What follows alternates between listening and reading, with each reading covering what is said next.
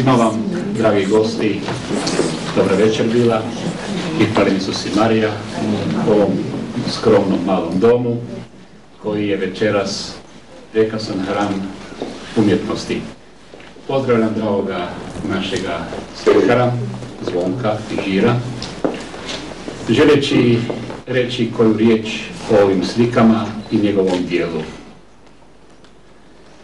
Gledajući svaku sliku za sebe ili bilo koju pogledamo, naći ćemo u njoj, ili ja barem nalazim u njoj, sjećanje svoga djetinjstva.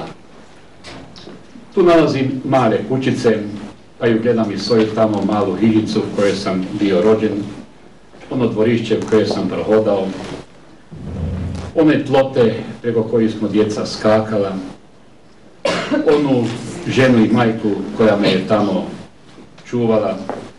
Naš umjetnik blizu isto svega toga vjerojatno mora u sebi imati svu tu blizinu domaćeg dvorišta, našega prelijepog zagorskog pejzaža, domaćih pitomih životinja, malih crkvica na kojim uvijek gledamo taj zvonik koji se uzdiže, koji pokazuje put. Slušajući zov ovih slika, oni nas pozivaju sa svim svojim pejzažima da se vratimo u tu ljepotu koju je Bog stvorio za čovjeka. Ta ljepota prirode, ljepota drveta, ljepota svakog bića koja je na njoj, ima jedan izraz koji je negdje duboko bio u duši našega slikara.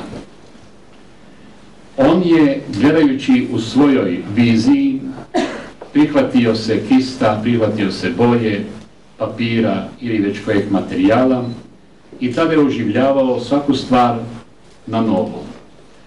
Vjerojatno je kod mnogih stvari stao pa premišljavao prije nego je definirao, a to je znak da je i u njemu rasla jedna intenzija koja ga je vukla da izrazi ono što je negdje samo u svojim mislima mislio.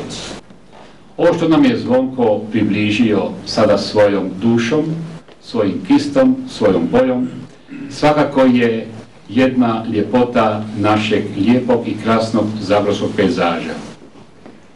Zato čestitam našem slikaru i hvala mu što se odlučio za ovu malu galeriju našega svetišta i neka nam on još poživi dugo vremena, da nam može dati kao ugledni građanin Marije Bistrice, da nam može dati ovakvi dijela.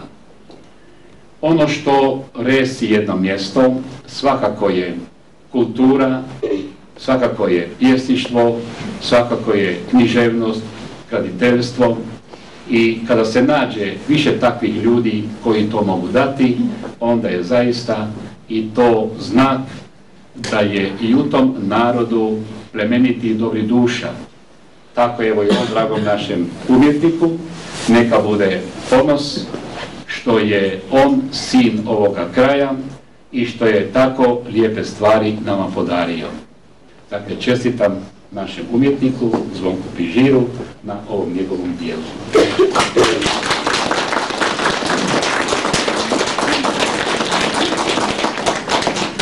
Kada govorimo o naivnom slikarstvu, uvriježeno je da se pomišlja na Podravinu. Međutim, stvari stoje drugčije.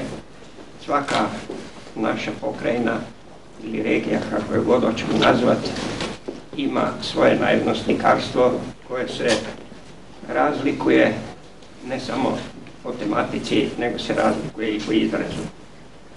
Da je tome tako, svjedoči ova večerašnja izložba na kojoj se predstavlja vaš slikar Zvonko Pižir, koji je u te opasne, ali teške vode slikarstva ušao 70. godina, baš onda kada je naša naiva bila negdje na vrhuncu i kada se više stotina ljudi bavilo naivnim slikarstvom.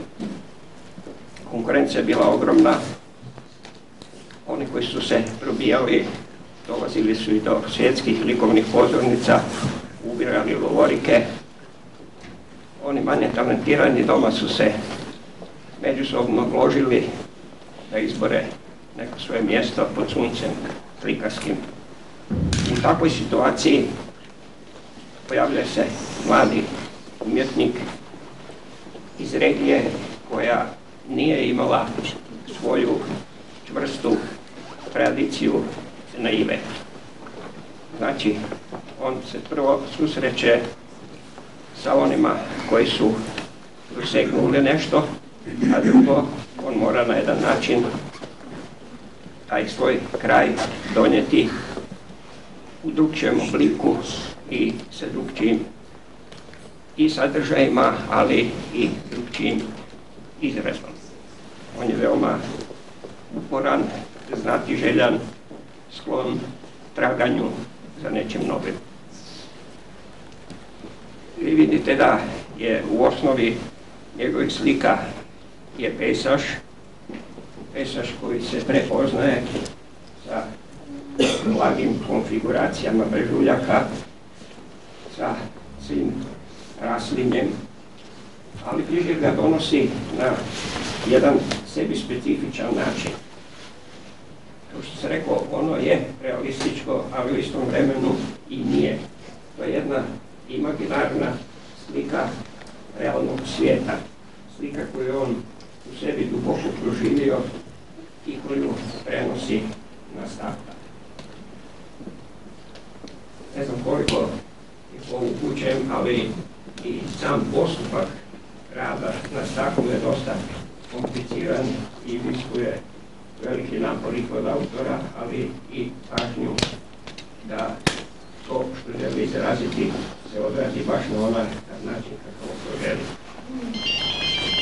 Osim te njegove potrebe da oslika svoj kraj, imam dojam da je jednako tako u njemu sazrela želja da on ne progovori samo o ovom što vidi, dakle, vizualnom doživljaju, nego da on tu negdje, posebno s onim njegovim ovdje, ima jedan, dva, ali ima jednu čitavu zbirku starih gradova, pa tih starih kuća i to, zapravo on traži slojevitost tla, traži negdje njegovu povijest, neko nadrastanje i u tome vidim jednu od kvaliteta koja možda se kod drugih naivnih slikara ne vidi u tolikoj mjeri, niti je prepoznatljiva.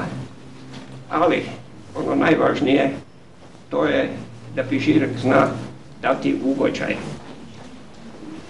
Jednom umjetniku veća pohvala ne može biti nego da ga promatrači prepoznaju i da ga osjete. Ja vjerujem da smo mi večeras vidjeli nešto lijepo, vidjeli da iz tih lijepih slika izvire neko dobro i želio bi da to dobro koje nam on večeras poklanja ponesemo sa sobom i u 21. stoljeće i u 3. milenij. Hvala lijepo.